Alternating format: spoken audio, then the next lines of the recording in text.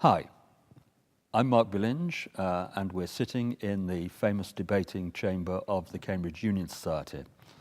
I'm here with Alex Forzani, who is one of the Society's debating officers, and we're going to talk a little bit about the Society, about debating, but particularly about the programme that the Society has, which involves schools in many of its activities. And I want to start, Alex, by asking you about some of your personal experience, and particularly how you got involved in debating in the first place, and whether that seemed an odd thing to be doing.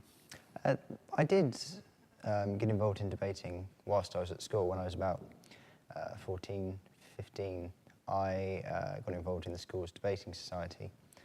And from there, my first real contact with kind of outside competitive debating was through the Cambridge Union Schools Debating Programme, which has been running for about 10 years now. And after that, first contact, I did other competitions as well. But debating was, at my school, a very, I think, viewed on it, as it is in many schools, with some degree of suspicion. People who debate generally tended not to do much, not myself, I mean, I did sport and kind of music and other things, but people who generally debated didn't do that sort of thing. And I think for that reason it was viewed on with a degree of suspicion. People weren't really sure what we were giving up our Wednesday lunchtime or Thursday after school for. But it was a very rewarding experience. Certainly I enjoyed my school debating career. And if I hadn't had that contact with Cambridge debating, who knows where I might have been. I don't think I would have been sitting here. So your school had a debating society. I mean, how unusual in your later experience have you come to realise that was?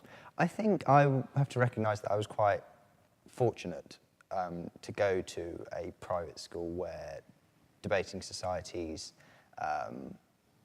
can exist and have funding to go on trips, enter competitions. It is, from the 3 years that I've been at Cambridge and been involved with Cambridge debating, something that is not limited by any means to private schools, but they are predominant because the teachers have more time to give up. They dedicate more time after school, and the school has more resources. So in the state and grammar sectors, it's less prevalent. Well, that's not to say there are some really good state and grammar schools that are really good at debating. But I think what I've been trying to do in my term as debating officer is really widen access and make sure that the skills of debating and public speaking, which are skills that everyone's going to use at some point in their life, in their career at university for school children, that those skills are spread as widely as possible, because I think it's something that everyone should understand and know how to hold themselves and speak in public and communicate their ideas with others. I think widening participation has been really what I've been driving for during my term as debating officer. So how are you and your colleagues going about driving that? How are you persuading schools to take part? How are you helping them set up their own debating societies? Well, there's lots of different ways that we provide access. At the core of our access strategy, although it's not kind of an official strategy that's connected with the university in any way, but at the core of our kind of debating and public speaking strategy is the schools competition. So every year, and as I said, it's been running for about 11 years now, we contact schools that have entered the competition before, but also we have, obviously at Cambridge, lots of debaters who are from all around the country. So if they can think of any other schools that are in their local area, or schools they went to, or teachers or friends that they had at school that they know who haven't been debating before, they are contacted as well. So every year we get about 1,500 students getting involved in debating through that programme. And we don't just kind of say, this is when the competition is, you must turn up and there will be a debate and whoever wins or whoever loses, because it's a bit unfair for schools that haven't debated before to turn up with schools that have. So we ran this year 6 workshops across the country where we invite schools, not necessarily on the proviso that you must enter the competition, but we invite schools to come participate in a workshop. We give them a show debate. We explain what British parliamentary format is all about. We explain some of the debating terms. So that's one way that we engender a sense of debating in schools. But there are many others, obviously. This year we're trying to establish a mentor program that would mean that top Cambridge debaters who have been to the World Championships and European Championships have a connection with the school so that they can provide throughout the year any advice, any sort of expertise that schools could have or schools would need in starting up their own debating society. So there are lots of things and ways that we do it, but our emphasis has been for the last 10, 11 years on schools debating, which is at the heart of our strategy. You make that sound like a fairly smooth operation, I'm sure it is, but do you encounter resistance? Do you find you have to persuade people that this is a good thing to be doing, or do they get it straight away? Obviously, not everyone gets it straight away. As I said, at my school, where debating was relatively established, debaters were seen as a bit of an odd breed, it has to be said. And it's really trying to convince school children that the skills that they will learn by coming to these workshops, coming to the competition, and the competition is by no means the kind of end of the road. The competition is a springboard onto greater things. Maybe they'll enter the competition next year, maybe they'll enter other competitions, maybe they'll renew their own debating interests or start their own society or a range of things. And it's convincing them that the opportunities that they will receive through debating are useful to them at school, because debating, after all, is about constructing arguments, looking for the flaws in other people's arguments, communicating effectively. Those skills are crucial at a school level, but they're also crucial at university and in later life, in whichever career path you choose, whether it's academia, business, politics. Those skills are central to what you're going to be doing. So it's really making them understand that debating, the process they start at school and really get involved in, is not some kind of flash in the pan thing they do for a couple of years, because they will be communicating, expressing their ideas, speaking publicly for the rest of their life. So it's really getting them to recognise that. So this is about practical life-changing skills, isn't it? Oh, absolutely. It's not some pie-in-the-sky ideal. I'm not some keeper of a flame that is the art of debating. It is about practical skills that people can use every day. Even if you go to the shops or go down to the pub, you're talking to people, you're in a social environment, you're putting forward ideas and opinions and arguments. And at a very kind of rudimentary level, you are participating in the same process that we do at schools debating. Now, obviously, it's a bit more kind of refined and formal, the kind of British parliamentary format that we do.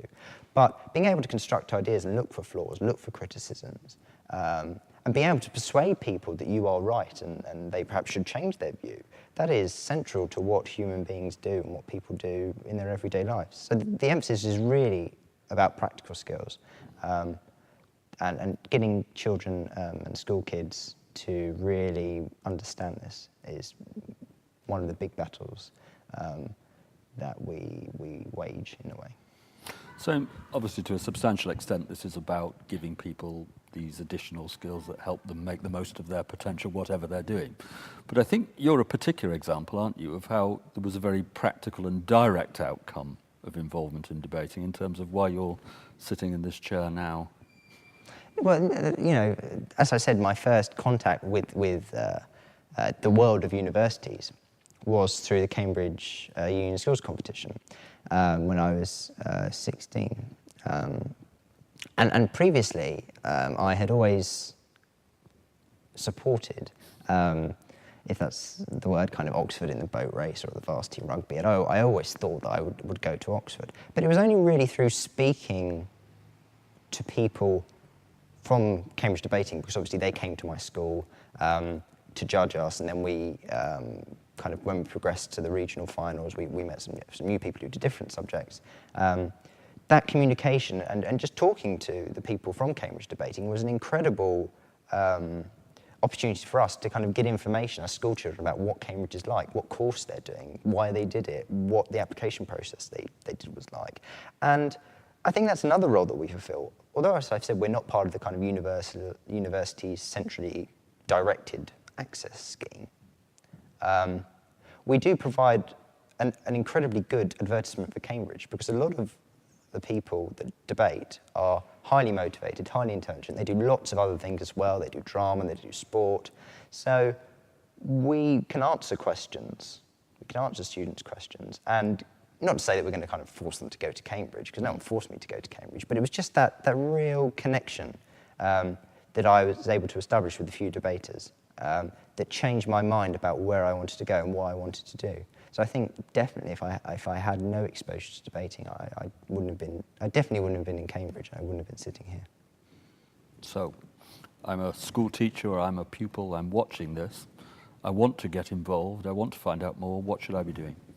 Well, there are a number of things you can do. And really, it depends on the situation of your school, as I've said. So if you're an independent school, the chances are you've probably got a debating society of some sort. So the way to improve for you would be to develop that debating society, enhance it, have regular kind of training sessions, enter as many competitions as you can. Because although, and I would say this, the Cambridge Schools competition is kind of the pinnacle of the schools debating calendar. Oxford do run one, SOAS run one, Durham runs one as well. So there are lots of competitions that one can participate in. And it's about widening participation to those other competitions as well, because Oxford and Cambridge are usually seen as the mainstays. And of course, we have no monopoly on debating or free speech.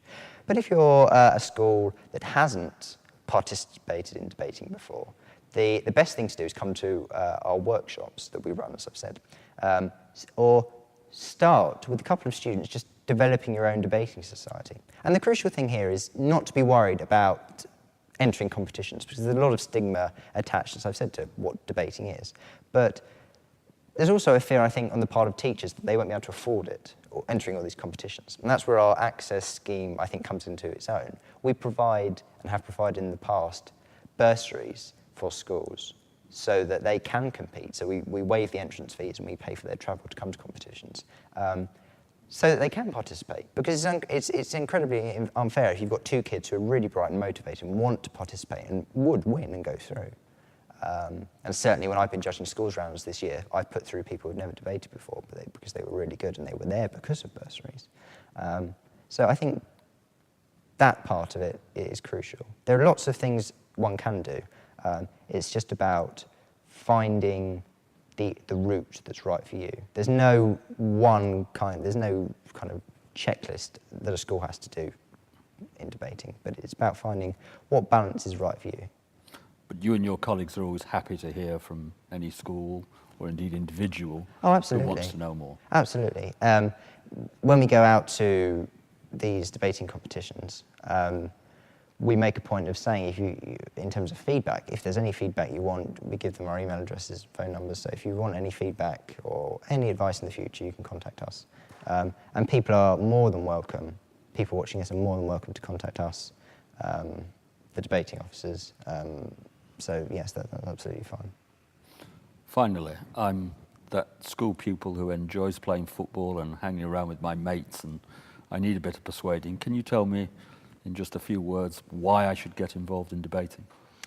You should get involved in debating because it's an incredibly useful thing to do. It provides you with skills for the rest of your life, and it needn't take up all your time. As someone who did swimming at school and liked to hang out with my friends, it's definitely, if you manage your time properly, no wasting your time. So I think the salient points are, it's a crucial skill for later life, and it's really a good way to communicate one's ideas. Most importantly, it's fun. It's fun talking about ideas with different people and discussing things that you never thought you'd be discussing.